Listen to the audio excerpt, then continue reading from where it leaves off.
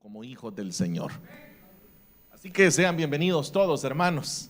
Una alegría poder tenerles en medio nuestro. Hay algunos hermanos que en esta ocasión nos visitan por primera vez. Queremos darle la bienvenida a nuestro hermano Daniel Martínez y a nuestra hermana Leslie Alberto de Martínez. Si pudiesen levantar su mano, sean bienvenidos, hermanos. Un gozo tenerles con nosotros. También queremos aprovechar y saludar a nuestro hermano Máximo Longuín, a nuestra hermana Eustaquia y a nuestra hermana Raimunda, que nos visitan de Venecia. Sean bienvenidos, hermanos. Ellos ya han estado con nosotros anteriormente, así que siempre es un gozo poder recibirles, tenerles acá con nosotros. Nos alegra el corazón saber que la palabra del Señor está siendo predicada en la ciudad de Venecia también, en donde pues no solamente hay turismo, ¿verdad?, sino que también hay almas, y el Señor se encarga de estar llevando la palabra a esos lugares. Y así a cada uno de ustedes, hermanos, que también tenemos el privilegio, el gozo de tener en medio de nosotros a nuestro hermano Mario Lozano y a su esposa, nuestra hermana Glenda de Lozano. Sean bienvenidos, están ahí atrás nuestros hermanos, un gozo. Les recibimos con mucho amor. Son ellos una familia muy, muy querida. Nuestro hermano Adán, que es el patriarca de la familia. Así que qué bueno, hermano, tenerles acá con nosotros. Y como siempre, también un gozo recibir a nuestros hermanos que nos están visitando de Brescia. Nuestro hermano Ulises, su esposa, nuestro hermano Luis, su esposa, sus hijas, sean bienvenidos. Y veía por ahí que están ya también algunos que van arribando de Torino, aleluya. Así que ellos tienen un ensayo hoy por la tarde acá después del culto. Quiero decirles, nos estamos ya preparando. No sé si usted sabe para qué nos estamos preparando. Sí, bueno, el 9 de octubre, por si usted no lo sabía, nos vamos a reunir en el Teatro Pyme. Vamos a estar dando mayor detalle del lugar, pero creo que la mayoría se ubican. La Metropolitana Roja es la que acerca a este lugar, y estaremos en ese teatro llevando a cabo el evento Tiempo de Restauración para Italia. Así que será un gran privilegio tenerle con nosotros. Va a ser una tarde de fiesta, porque a partir de las 3 de la tarde vamos a estar en ese teatro dándole la gloria al Señor. Estaremos cantando, nuestros hermanos del ministerio se están preparando. Hay una fusión, no solamente está Milano, sino que hay una fusión, y entre todos han preparado prácticamente una orquesta que es la que va a estar dirigiéndonos a todos en los cantos para el domingo 9 de octubre. No se le olvida, ¿verdad? Domingo 9 de octubre, ¿a qué horas le dije? A las 3 de la tarde estaremos llevando a cabo nuestro evento Tiempo de Restauración para Italia. Habrán transportes que se estarán movilizando desde las diferentes ciudades, desde Torino, desde Piacenza, de Brescia, de Como, de San Giuliano, y nuestros hermanos de Nápoli también se están preparando para estar con nosotros. Así que es una fiesta nacional la que tendremos ese día. Todos los jueves a las 9:30 de la noche estamos en una reunión vía Zoom con nuestros hermanos de la filial en Nápoli, y estamos orando, y los hermanos siempre me manifiestan que están ya preparándose y están a la expectativa de lo que el Señor hará ese día. Así que usted no puede enfermarse ese día, no puede comprometerse en nada, y si usted le está pidiendo al Señor que se lo lleve después del evento, para que pueda estar con nosotros el día 9 de octubre. Tendremos, hermanos, el gran privilegio también de que esa tarde estará entregando el mensaje del Señor nuestro hermano Mario Vega, pastor general de Misión Cristiana Elim. Así que tendremos, hermanos, una fiesta maravillosa. Estamos ya a cuestión de mes y medio para que se haga realidad el evento. Así que estamos teniendo todos los preparativos ahí. No hemos dicho mayor cosa, pero a partir del 22 de agosto comenzaremos ya todo el trabajo de publicidad, pero hay diferentes comités que están trabajando. Hay comité de prensa, hay comité en la música, del diaconado, de protocolo. Está todo organizado de tal manera que ese día estaremos listos para atender a todos los que se hagan presentes. Uno de los detalles que más adelante vamos a ahondar en ellos es que el teatro no nos permite poder reunir a nuestros niños en un lugar apartado, sino que ese día, para su tristeza, tendrá que tener ahí cerquita a sus hijos. Porque yo sé que usted cuando está acá descansa, ¿verdad? Porque los manda por allá, pero ese día no, ese día los va a tener cerca porque el teatro no nos da la facilidad, al menos no las instalaciones, a eso me refiero de forma específica. Las instalaciones no nos concede la libertad de atender por aparte a nuestros niños. Entonces los tendremos, vamos, por eso le digo, hay toda una logística en cuanto a este proceso de trabajo. No se va a permitir el ingreso de alimentos, es prohibido el ingreso de líquidos también. Debe de entender usted que es un teatro, que las butacas se puede derramar agua, se puede derramar una bebida y limpiarla. Por lo tanto, no es permitido ni los alimentos ni las bebidas. Eso significa que vamos a tener mucho cuidado también. Así que, hermanos, es el momento de empezar a perfilarnos, porque ya hay un programa de oración también, por si usted no lo sabía. Pero hay un programa de oración y de ayuno. Cada día, a partir del primer día de agosto, ha estado siendo atendido por una célula. No solamente las células de Milano, sino de todas las filiales. Entonces estamos, digamos que le tocó a la célula número 1 ahora, mañana le toca a la célula número 2 y así será hasta el día 7 de octubre. El sábado 8 de octubre estaremos orando en todas las células también, un día antes del evento, y el día del evento pues sabemos que contaremos con el respaldo del Señor. Pero todo esto, hermanos, sé que nos alegra y nos motiva, pero no debemos de perder de vista que estas actividades no solamente son para la edificación del cuerpo de Cristo, sino que también el propósito es ver las almas rindiéndose al Señor. Entonces eso significa que usted debe de llevar invitados, significa que usted debe de motivar. Vaya, bueno, a estas alturas usted ya tendría que haber pensado, ¿no? ¿A quién usted va a invitar al evento? Pero como le digo, invite a sus amistades, a sus familiares que no conocen del Señor y oremos por ellos para que, llegado el momento, la palabra del Señor toque el corazón de ellos y se rindan al Señor. Así que el trabajo no debe de ser enfocado solo a las iglesias, solo a los que ya estamos, sino que el trabajo debe de estar enfocado a buscar y alcanzar a los perdidos. Así que es importante que oremos también, no solamente diciendo, Señor, queremos tu respaldo en el evento, sino diciendo, Señor, que las almas se rindan a Cristo Jesús ese día.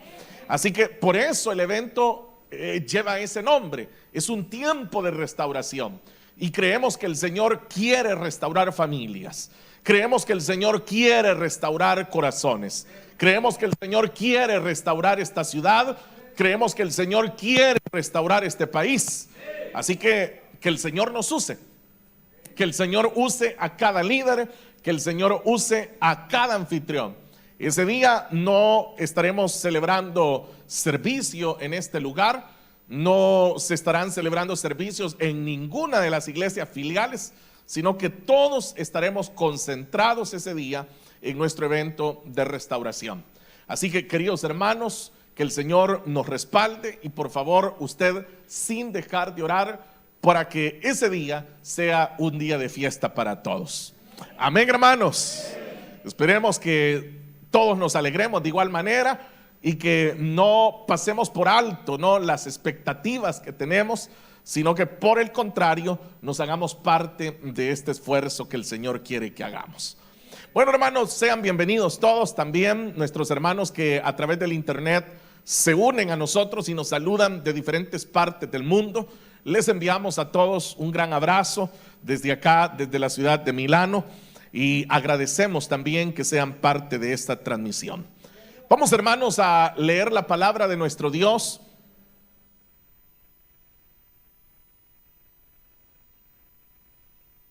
Libro del profeta Isaías, capítulo número 50.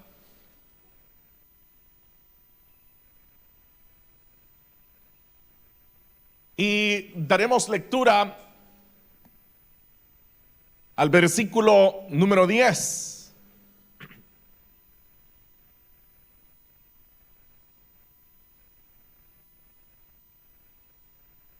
Nos dice la palabra del Señor: ¿quién entre ustedes teme al Señor y obedece la voz de su siervo?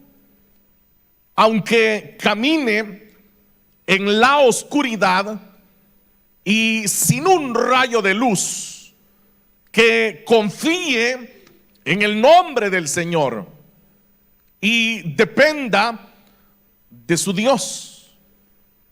Pero ustedes que encienden fuegos y preparan antorchas encendidas, caminen a la luz de su propio fuego y de las antorchas que han encendido.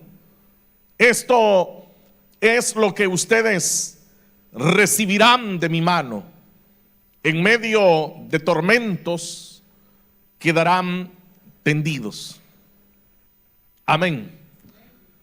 Solo eso leemos, hermanos. Por favor, pueden tomar sus asientos. Oremos. Padre que estás en el cielo, te damos, Señor, gracias en esta tarde por tu presencia en medio nuestro. Damos, Señor, gracias por la oportunidad que nos concedes de poder meditar en tu palabra. Háblanos a todos los que hoy nos encontramos reunidos en este lugar. Que sea, Señor, tu consejo viniendo a nuestra vida. Que tu palabra, Señor, nos dé la fuerza que necesitamos, nos dé el consuelo, el alivio, la dirección, y que a través de ella podamos ser edificados. Bendice a los tuyos, Señor. Gracias por todo en el nombre de Jesús, nuestro amado Señor y Salvador. Amén y amén. Hemos dado, hermanos, lectura a los versículos finales de este capítulo número 50 del profeta Isaías, en el cual, en una lectura bastante breve como la que nosotros hemos hecho, es bastante fácil y bastante obvio darse cuenta que el pasaje de lo que está hablando es de confiar en Dios. Por eso, como usted lo habrá notado, dice que aunque camine, dice, en la oscuridad, confíe en el Señor, dependa de su Dios. Esa es el señalamiento que se hace a través de estos versículos. Como digo, es pues bastante fácil, bastante accesible entender de qué se trata estos versículos. Sin embargo, sería demasiado, diría, corto el pensamiento si nosotros no nos dedicamos a entender plenamente en qué contexto se genera este señalamiento, este llamamiento a confiar en el Señor. Y es que a todos los que conocemos del Señor, pues en algún momento se nos ha dicho: confíe en el Señor. Usted sabe que, por ejemplo, cuando algún hermano está compartiendo con alguien más alguna situación, es una frase muy nuestra, ¿verdad? Decirle a la gente: sí, pero usted no se preocupe, hermano, confíe en el Señor. Entonces, de repente alguien por ahí está enfermo, alguien está en una necesidad, alguien está en algún problema, y entonces casi siempre nosotros lo sellamos, ¿verdad? Diciendo eso. Confía en el Señor, hermano. No debemos de dejar de confiar en el Señor. Pero como le digo, esa es apenas, diría, la única parte que nosotros logramos ver con respecto a el tema de la confianza en Dios. Pero la pregunta entonces es, ¿por qué nos cuesta tanto confiar en Dios? Si la Biblia es tan, pero tan clara en invitarnos a que confiemos en Dios. Yo sé que en este momento, si yo le pregunto a usted, usted ha de conocer muchos versículos que nos invitan a confiar en el Señor. Piénselo rápidamente, aunque sea uno. ¿Ya lo pensó? Uno rápido, hermano, se ubica en la Biblia versículos que, como digo, nos invitan a confiar en el Señor. Entonces, si nosotros lo sabemos, si ya sabemos que debemos de confiar en el Señor, bueno, mejor lo voy a preguntar. ¿Usted sabe que debe de confiar en el Señor? ¿Y cuántos de los que están acá saben que nuestra dependencia es del Señor? Usted sabe que debe de depender del Señor. O sea, todos lo sabemos. Entonces, la pregunta es, ¿por qué nos cuesta tanto? O sea, note que no le estoy diciendo no lo hacemos, sino que estoy diciendo por qué nos cuesta tanto. ¿Por qué es que nos cuesta tanto a nosotros confiar y depender de Dios? ¿Por qué es tan difícil para nosotros que, véalo desde este punto, hemos creído ya en el Señor? Porque ustedes ya creyeron en el Señor. ¿Cuántos han creído ya en el Señor? Y por eso somos salvos, porque hemos creído en el Señor. Ahora, entonces, en la vida, en el desarrollo de la vida, la pregunta es esa: ¿por qué no podemos seguir confiando en el Señor? ¿Por qué nos cuesta tanto poder depender del Señor? Si usted prestó atención a la lectura, y yo siempre digo, si prestó atención a la lectura, porque a veces uno lee sin prestar atención a lo que uno está leyendo. Y eso le pasa a muchas personas. Leen, y si usted le dice, ¿qué leyó? Ya no se acuerdan qué fue lo que leyeron. Porque cuando uno lee, hay que prestar atención a lo que se está leyendo. En el versículo 11, que fue el último que leímos, yo no sé si usted prestó atención, no vaya a ver la Biblia. No la vaya a ver, solo pruébese usted solo. Yo no sé si usted vio qué es lo que Dios dice que hacen los hombres por sí solos. Dice que los hombres en medio de la oscuridad se hacen antorchas para alumbrarse. Entonces, lo que está señalando es que el hombre trata de salir adelante por sus propios esfuerzos. El hombre ve que está oscuro y entonces él hace fuego para alumbrarse. Pero previamente en el versículo 10 ha dicho que aquel que es de él, que es pueblo de él, cuando está en la oscuridad no necesita hacer fuego, sino que lo que necesita es confiar en Dios aún en la oscuridad. Entonces, vea la diferencia. Vuelvo una vez más entonces a la pregunta: ¿por qué nos cuesta a nosotros confiar en Dios? Si nosotros entendemos esto, porque a este punto, ¿cuántos han entendido ya los dos versículos que hemos leído? Ya los entendieron, claro.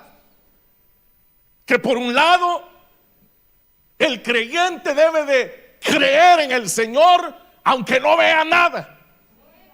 Por otro lado, el ser humano, el que no cree en el Señor, ve todo en oscuridad y entonces él busca cómo resolver esa oscuridad. Esas son las posturas. Entonces la pregunta vuelve a ser la misma: ¿por qué?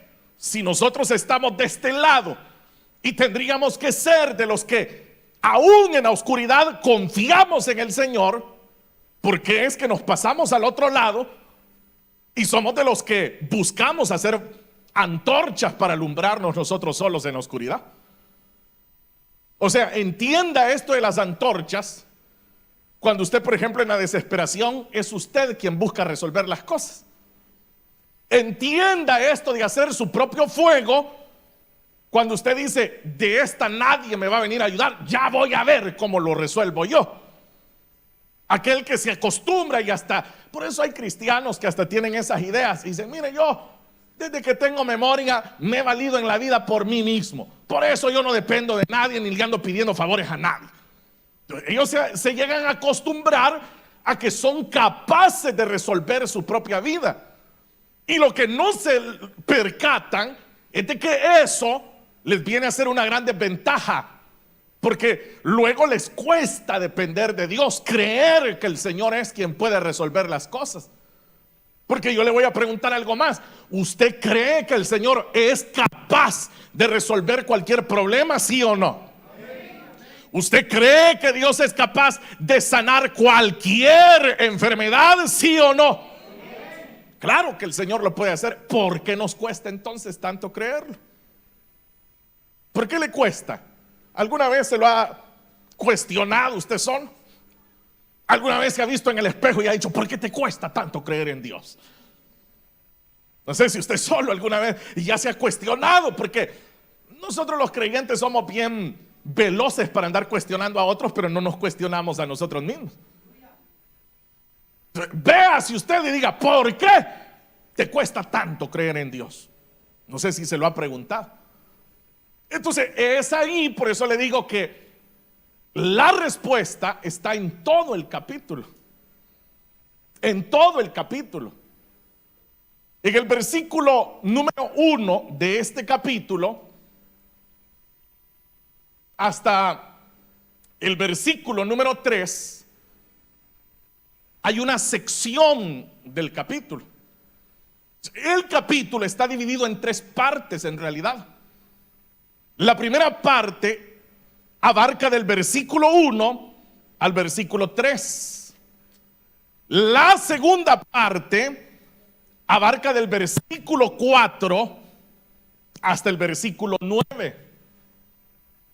Y lo que nosotros hemos leído es la tercera parte del capítulo. Entonces, note que a nosotros siempre nos ha costado creer y depender de Dios, porque no hemos encontrado la figura que nos dé el aliciente para depender de Dios siempre. Para nosotros, confiar en Dios es eso, es una frase: confía en Dios, espere en Dios, usted dependa de Dios, usted créale al Señor. ¿Pero por qué? ¿A dónde puedo aprender a confiar? ¿A dónde hay un modelo que me enseñe a esperar y a depender de Dios? Pues este capítulo nos da respuesta a lo que estoy mencionando. Fíjese que en la primera parte, que le dije que va del versículo 1 al versículo 3, hay una declaración bien importante. Para que usted se ubique en lo que está ocurriendo, los israelitas le habían hecho un reclamo a Dios. Y el reclamo que ellos hacían era porque ellos habían sido exiliados por el imperio de Babilonia.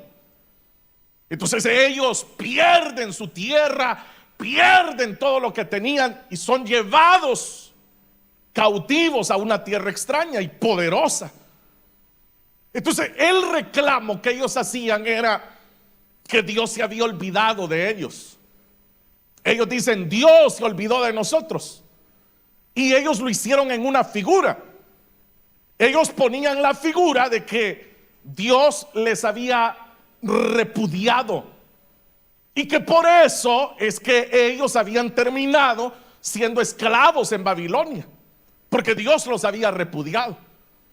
Bíblicamente el término repudio tiene que ver con el divorcio. Es decir que, y usted lo sabe, en el Antiguo Testamento, y eso fue algo que el Señor Jesús luego va a abordar en el Evangelio de Mateo, que los israelitas tenían una práctica, y la práctica era la de repudiar a la esposa a través de un acta de divorcio. Entonces, Israel tenía esa idea y dicen, es que el Señor nos ha repudiado, así como un esposo que repudia a la esposa, así el Señor nos ha repudiado a nosotros, nos ha abandonado. Y tenían otra figura. Ellos dijeron, nos ha vendido, así como se vende a un esclavo, así nos ha vendido. Entonces la idea que ellos tenían era que el Señor les había repudiado y que los había vendido. Ese es el reclamo que ellos hacían. Ahora, lo hacían en base a que ellos se sentían desprotegidos. Ellos sentían que estaban solos, sentían que estaban a merced del imperio de Babilonia. Entonces ellos dicen, estamos como una mujer que ha sido repudiada por el marido, abandonados. Estamos como los esclavos que los venden. Así es nuestra situación. Usted sabe que cuando uno está en medio de algún problema, de alguna dificultad, de alguna enfermedad, de alguna tristeza, de alguna depresión, uno normalmente lo que hace siempre es decir eso. ¿Y dónde está Dios? Dicen los cristianos. ¿Y el Señor por qué no hace algo? ¿Y el Señor dónde está? Pareciera, hay otros que les agarra más grave porque dicen, les va mejor a los impíos, dicen. Viven mejor los inconversos que uno que va a la iglesia. Así estaba Israel. Israel estaba quejándose de todo, lamentándose, diciendo, somos como una esposa abandonada, ¿verdad? Somos como que fuéramos esclavos que han vendido. Pero eso no era todo. Ellos llegaron a decir que quizás el Señor se había debilitado y que por eso era que el Señor ya no hacía nada por ellos, porque el Dios que los había sacado de Egipto ya no tenía el mismo poder, y por eso el Señor ya era débil y no podía rescatarlos de la esclavitud. Bueno, usted sabe que el Señor a uno lo deja hablar. No sé si a usted ya Dios lo ha dejado hablar. El Señor es así, ¿verdad? Dice, vaya, está bueno, hijo, sacate todo lo que andas ahí en el corazón, adelante. Y uno comienza hasta en oración. Los creyentes para eso usan la oración, los creyentes. Comienzan a sacar todo ese enojo y lo que a ellos les parece hasta injusto que esté ocurriendo. Cuando Israel terminó de decir eso, el Señor comienza a hablar. Y eso es lo peligroso, cuando es Dios quien nos comienza a hablar. Y lo primero que les dijo el Señor fue lo siguiente, como ustedes van a leer, ¿verdad?, ese texto ahí en sus casas hoy en la noche. No todos dijeron amén, pero bueno, les voy a creer. Y lo primero que el Señor les dice es, ¿a dónde está el acta de divorcio?, les dijo el Señor. No tenía. ¿Qué les estaba diciendo el Señor? Yo no he quebrantado mi pacto con ustedes. ¿Dónde están?, les decía el acta donde ustedes dicen que los he repudiado. ¿Dónde está?, les dijo el Señor. ¿A quién los he vendido? El Señor les habla claro. Dice, ajá, ¿a quién, con quién te he vendido? ¿A dónde está el acreedor que te compró? ¿A dónde está? Y le dijo el Señor, ¿no será más bien, Israel, que han sido tus propias maldades las que te han vendido? Entonces Israel se quedó callado, así como ustedes en este momento, así. Ahí se le acaban a uno los reclamos, ¿verdad? Ajá, le dijo el Señor, ¿dónde están los que te compraron? ¿No será que tú solito te vendiste con tus maldades? Y le dice el Señor entonces una respuesta más. Mi brazo sigue siendo el mismo, Israel. Mi brazo sigue siendo el mismo. Fuerza no me falta, Israel, le dijo el Señor. Sigo teniendo la misma fuerza. O sea, yo podría libertarte. Y ahí va a leer usted en la parte final, en el versículo 3 que le digo. Bueno, no, todavía en el 2 el Señor le dice, si yo con un regaño que le haga a las aguas las puedo secar. Ustedes no dicen nada, yo creo que no lo creen quizás. El Señor eso le dijo, o sea, yo solo le puedo decir al agua, agua, ya, y el agua se seca. Algunos ya lo empiezan a creer. Ahora, ¿sabe por qué el Señor estaba hablando de agua? Porque Babilonia estaba rodeada por un cinturón de agua que le protegía. Y esa era una garantía militar que ellos tenían. O sea, ellos sabían que cualquier enemigo que los quisiera atacar tenía que pasar por ahí. Entonces ellos eran una ciudad tan próspera, tan floreciente, que descansaban en su poderío. Tenían canales que ingresaban a la ciudad y había agua por todos lados. Por eso el Señor le está diciendo a Israel eso. Si yo podría secar esos canales. Es más, se lo voy a leer literalmente, porque le dice: yo seco el mar con una simple reprensión, le dice. El Señor no le costaba nada. Esa es la respuesta que el Señor le está dando a Israel al reclamo que ellos están haciendo. Yo le pregunto a usted, ¿el Señor podría responderle a lo que usted necesita en esta misma tarde, sí o no? Pero si no lo haces porque Él no quiere.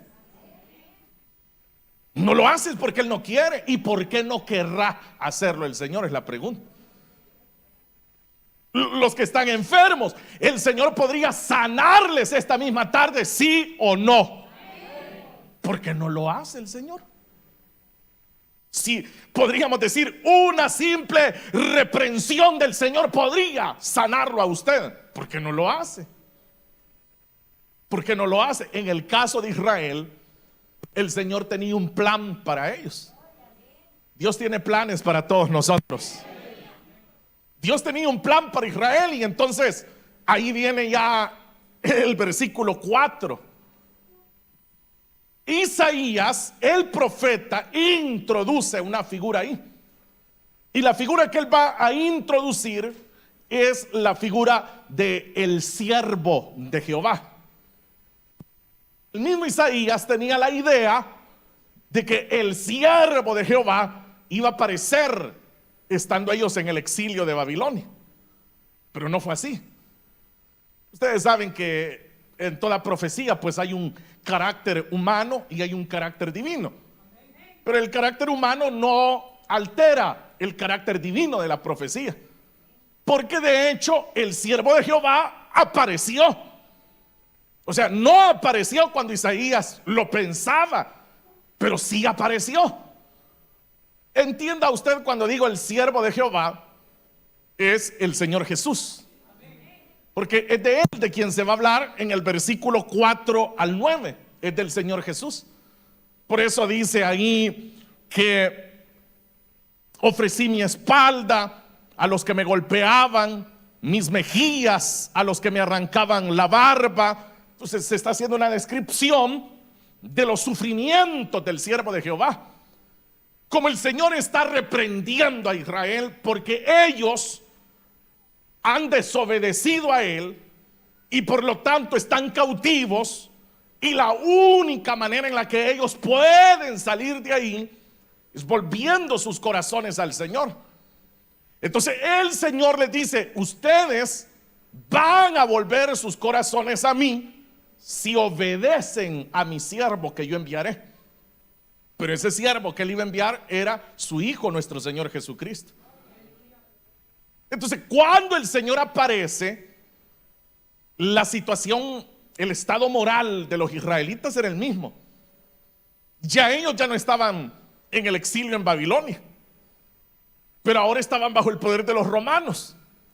Las condiciones no habían cambiado y ellos seguían lejos de Dios siempre. Entonces, aunque Isaías tenía una idea, el Señor lo hace en el momento que él lo iba a hacer, y aparece el Señor Jesús. Ahora, ¿le obedecieron al Señor? ¿Qué dicen ustedes? Bueno, no le obedecieron al Señor, pero concéntrese en algo. Yo le dije a usted que nosotros nos cuesta confiar porque no tenemos los modelos para confiar. Todavía lo recuerda, ¿verdad? Entonces eso es lo que se va a mostrar en la segunda sección del capítulo. Que cuando aparece el siervo del Señor, él nos da testimonio de cómo él confiaba en el Padre. Por eso es que en la parte final, en el versículo número 8, después de todo lo que se ha hablado de que el siervo del Señor va a sufrir, dice: cercano está el que me justifica. ¿Quién entonces contenderá conmigo? Y el siervo de Jehová dice: comparezcamos juntos. ¿Quién es mi acusador? Que se enfrente.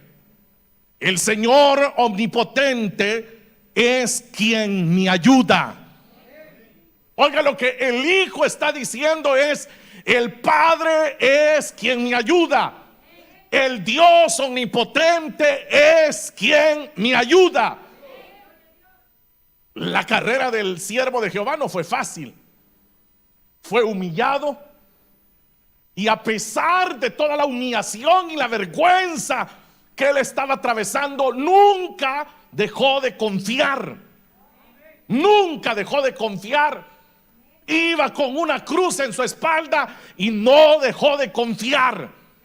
Aún dice la escritura también en el Evangelio de Lucas que antes de ser arrestado fue a orar a aquel monte, y él estaba en una gran agonía y oraba porque él estaba creyendo en el Padre. Y dice que un ángel descendió y lo fortalecía en aquel lugar. Si nosotros queremos aprender a confiar en Dios, veamos al Hijo. Veamos cómo el Hijo confió en todo momento, y veremos cómo el Padre también le levantó de la muerte. Cómo el Padre honra a los que en Él creen, a los que en Él esperan. Y por eso dice el Hijo: ¿quién va a contender conmigo? ¿Quién es mi acusador? ¿Quiénes eran los acusadores del Hijo de Dios? Ahí estaba Anás, ahí estaba Caifás, ahí estaba el pueblo mismo que gritaba: crucifíquenlo, crucifíquenlo. Pero todo eso no lo intimidaba. Sus acusadores no lo intimidaban. Lo llevaron donde Herodes, lo llevaron donde Pilato, y él no tuvo temor. Él se mantuvo fiel hasta el último momento. Fue obediente, y por haber sido obediente, dice la Biblia, el Padre le ha exaltado a lo sumo y le ha dado un nombre que es sobre todo nombre, para que en ese nombre se doble toda rodilla de los que están en el cielo, en la tierra y debajo de la tierra, y toda lengua confiese que Jesús es el Señor. Entonces él confió. Y eso es lo que usted debe de aprender, que la confianza en Dios no es solo decir: confíe, hermano, confíe, hermano. Es que no se trata de positivismo, se trata de tener la convicción seria de que no importa si estamos en la peor de las tinieblas, la luz del Señor nos alumbrará.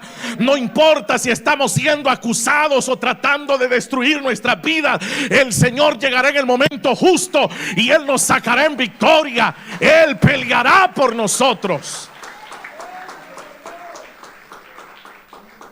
Por eso dice: Él me justifica. ¿Cuántos justificados hay aquí? Él nos ha justificado. Por eso dice el versículo número 7 también, que el Hijo puso su rostro, dice, como un pedernal. O sea, hizo, como diríamos nosotros en español, puso la cara de piedra. Lo estaban escupiendo, le arrancaban la barba, se burlaban de él, y él tenía el rostro firme, porque él sabía en quién había confiado. Puede ser que a usted ahorita le está lloviendo y lloviendo y lloviendo.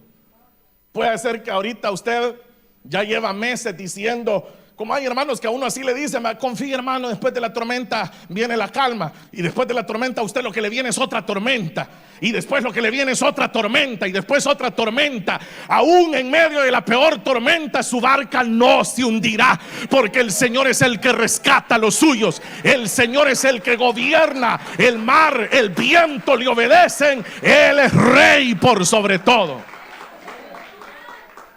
Entonces lo que tenemos que hacer es confiar, ver al Hijo de Dios y confiar. Por eso le digo, no se trata solo de decirle a alguien: confía, hermano. Ve al Hijo de Dios.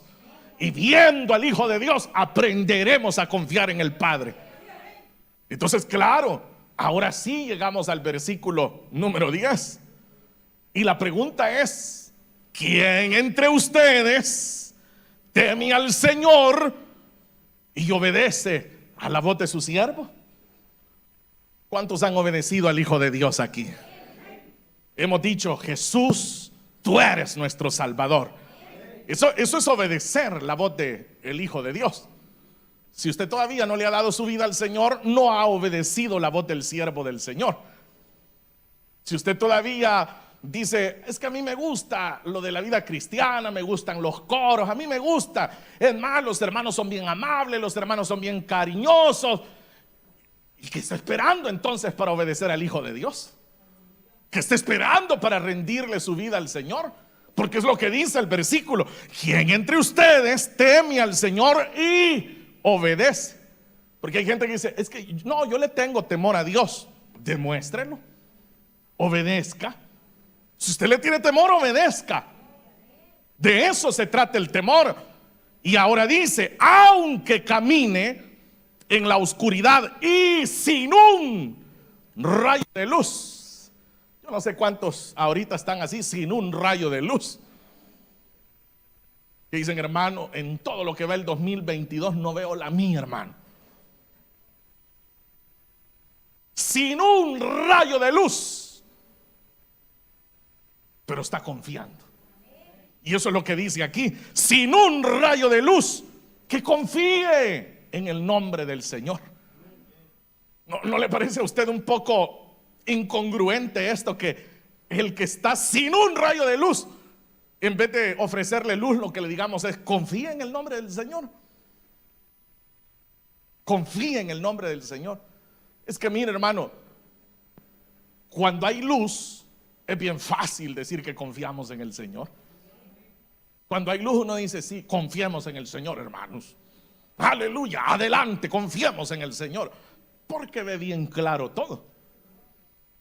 El asunto es no ver nada, hermano, no verse pero ni el dedo. Y en medio de aquella oscuridad decir: confiemos en el Señor. Esa es confianza. Eso es tener confianza. Y luego dice: y dependa de su Dios.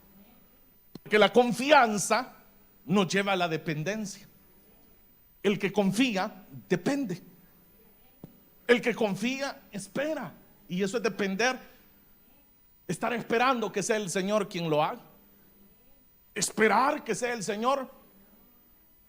Por eso es que nosotros los cristianos podemos parecer hasta bien ingenuos para mucha gente, pero nuestra confianza está puesta en el Señor realmente. Y uno sabe que el Señor tarde o temprano va a hacer algo por nosotros. Uno lo sabe. Y ya lo hemos visto, ¿sí o no? Ya lo hemos visto. Y quizás en la peor de nuestras oscuridades, ahí es cuando el Señor se ha manifestado. Porque si el Señor se manifiesta cuando todo está lleno de luz, es probable que usted ni cuenta se dé que fue el Señor quien estaba obrando. Pero cuando no hay nada de luz y el Señor obra, ahí uno rápido identifica: esto solo lo pudo hacer el Señor. Ahí es donde le acreditamos al Señor el milagro, la respuesta, porque sabemos que solo Él lo podía hacer. Entonces, cuando ya nosotros confiamos, pasamos a eso, a depender de Él. Y a uno le dice: ¿y usted no se preocupa? No, si yo dependo del Señor. ¿Qué fue lo que dijo el profeta Habacuc? No, dijo: si vacíos se pueden quedar los graneros. Es más, dijo: ni vacas pueden haber en los corrales. Con todo y eso, yo lo que haré es alegrarme en el Señor, dijo el profeta. En Él nos alegraremos. Mire, este mundo en el que nosotros estamos, ¿verdad? Aquí todo es pura crisis, aquí todo son malas noticias. Aquí es que la viruela del mono, la viruela del perro, que el COVID, que esto, que lo otro, que la inflación, que la guerra, que esto, cuántas cosas, y la gente entra en pánico y que va a haber inflación allá y que se cayó el precio de esta y la otra moneda. Si usted y yo ni tenemos mucho de qué preocuparnos, hermanos, nuestros ojos deben deben de estar puestos en el Señor. Él es nuestro sustentador. Él es quien ha de pelear por nosotros. Él mantendrá abiertas las puertas para los suyos. Tranquilos, hermanos, dependa del Señor. Dependa del Señor. Pero ya le dije, no es solo, ahora sí se lo estoy diciendo bien fácil. Pero ya usted sabe por qué, ¿verdad? Porque el Hijo dependió del Padre. Él dependía del Señor. Y por eso fue a la cruz. Por eso no le importó la cruz. Por eso murió en la cruz. Vea qué confianza. Estaba muriendo en la cruz. Pero la confianza estaba en el Padre. Por eso le dijo al Padre: Padre, si puedes pasar esta copa de mí, hazlo. Y si no, que se haga tu voluntad. Él estaba dependiendo de la voluntad del Padre. Así tiene que depender usted. Así tiene que ser usted, diciendo: bueno, Señor, si la puerta no se abrió, yo dependo de tu voluntad. Si esa respuesta no llegó, yo dependo de tu voluntad. Si las cosas no salieron como yo lo había tratado de hacer, yo dependo de tu voluntad. Eso es depender del Señor. Ahora, pero finalicemos entonces con los del versículo 11. Pero ustedes, aquí ya está refiriéndose a otro grupo, encienden fuegos, preparan antorchas encendidas. Y entonces viene el Señor y les dice: caminen a la luz de su propio fuego. ¿Usted cree que puede solo? Adelante, dice el Señor, hágalo. Usted se siente campeón en la vida, adelante. Usted se siente que no, yo no tengo miedo a nada, adelante, pues adelante. Váyase con su propio fuego. De este lado, los que se van a ir alumbrando con su propio fuego. Y de este lado, todos los miedosos en la oscuridad, pero que saben que yo estoy ahí con ellos. Pero usted decide a dónde se queda. Usted decide. Si se la lleva usted así de que usted solito puede. O si usted dice: no, aquí quedémonos cerquita del Señor. Porque apartado de Él nada podemos hacer. Y entonces dice: eso sí, dice el Señor, ustedes que se la llevan, que hacen su propio fuego, que no necesitan de mi luz. Esto es lo que les va a pasar, dice el Señor. Y se los profetiza: en medio de tormentos quedarán tendidos.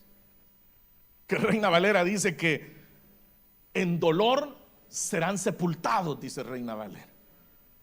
Y por eso hay gente así que llega al final de sus días y han batallado y han sido luchadores en la vida. Y a la hora de ser sepultados, en dolor son sepultados. Porque el esfuerzo del hombre no sirve para nada. Pero ante los ojos del Señor es hasta agradable la muerte de sus santos. Cuando muere un hijo de Dios, eso es maravilloso.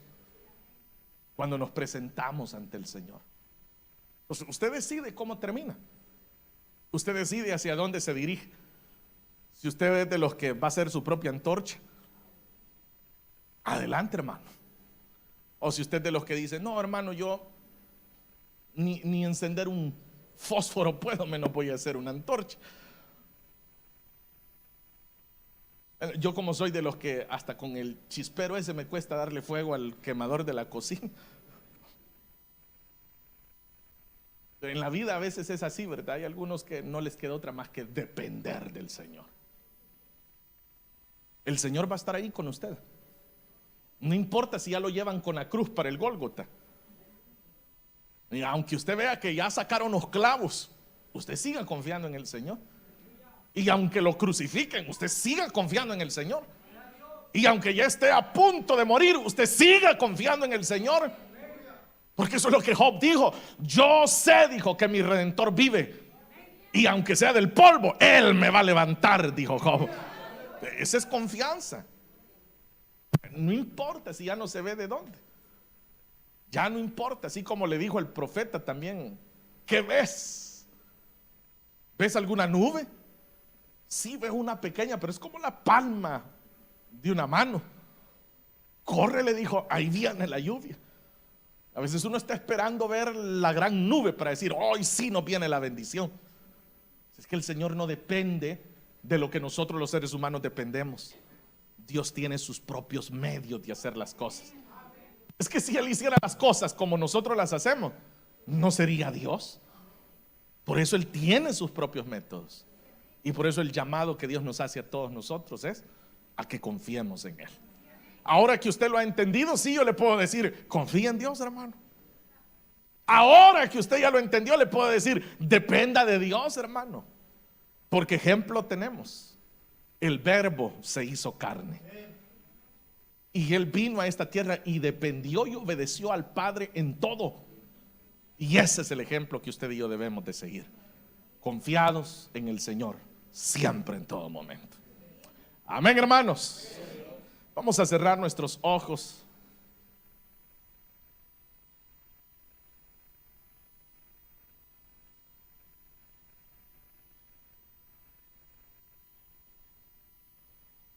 Qué bueno es poder venir ante la palabra y entender en ella lo que Dios está esperando de nosotros. Quizás has ido perdiendo tu confianza en tu Señor. Quizás los nubarrones, las tormentas que han venido sobre ti te hacen dudar. Pero hoy el Señor te dice, hay un ejemplo a seguir. No importa si no ves ni un solo rayo de luz. El Señor te dice, confía y espera en mí. El Señor te hace ese llamado. Pero también si en medio de nosotros hay personas que no han obedecido a la voz del siervo del Señor, el llamado del Señor es a que te rindas a Él. Obedece al Señor para que puedas confiar en Él. Sin mucho tiempo que perder, yo hago una breve invitación. Si en medio de nosotros hay alguien que aún no le ha dado su vida al Señor, hágalo esta tarde. Usted no puede iniciar una vida de obediencia y dependencia del Señor sin antes haberle obedecido. Por eso la invitación a ustedes a que obedezca el llamado del Señor. ¿Hay alguien que desea entregar su vida al Señor? Le invito a que levante su mano ahí donde está. Ríndale su corazón al Señor. Acéptelo como Señor y Salvador de su alma. O si habiéndote alejado, hoy el Señor te llama a que regreses, a que confíes en Él. El Señor te dice, fuiste tú quien te alejaste, no he sido yo. Yo sigo esperándote con los brazos abiertos. Fuiste tú quien te alejaste, pero hoy es momento para regresar a Él. ¿Hay alguien que desea reconciliarse con el Señor? Levante por favor su mano. Queremos hacer esta oración por usted. Si hay alguien que en su corazón esta tarde siente a través de la palabra que es momento de volver al Señor, le animo a que no deje pasar esta oportunidad y obedezca al Señor. Si no lo hay esta tarde, le animo a que todos oremos y que todos le depositemos nuestra confianza ante el Señor. Oremos. Padre que estás en el cielo, te damos gracias por tu palabra.